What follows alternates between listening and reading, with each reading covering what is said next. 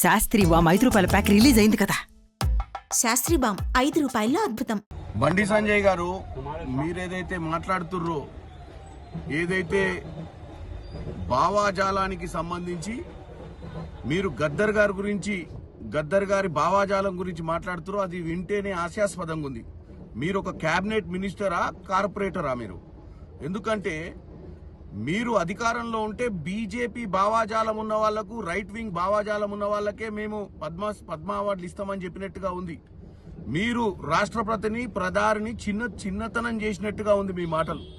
ఎందుకంటే ఈ దేశంలో మీరు ఈరోజు డాక్టర్ బాబాసాహెబ్ అంబేద్కర్ గారు కూడా ఒక భావాజాలం కోసం పనిచేసిన వారే, ఒక అట్టడుగు వర్గాల కోసం పనిచేసిన వారే. ఈరోజు గద్దర్ గారు కూడా గతంలో ఉద్యమం చేసిన వారు, వెనుకబడ్డ వర్గాల కోసం పోరాటం చేసి పాటలు రాసిరు. మధ్యన మీరు పరేడ్ గ్రౌండ్ లో పెడితే మీ నరేంద్ర మోడీ గారి దగ్గర కూడా వచ్చిన విషయాన్ని మీరు మర్చిపోయినట్టు. అంటే ఈ విషయం చూస్తే రానున్న రోజులలో భారతదేశంలో బీజేపీ పాట పాడిన వారు, బీజేపీ వంతు పలికిన వారికే అన్ని వస్తాయని చెప్పినట్టుగా ఉంది మీరు. కాబట్టి దయచేసి మీ మాటలు విత్డ్రా చేసుకోవాలి. ఈ దేశంలోనే కాదు, ప్రపంచంలోనే ఒక రైట్ వింగ్, లెఫ్ట్ వింగ్ భావాజాలం ఉంటది.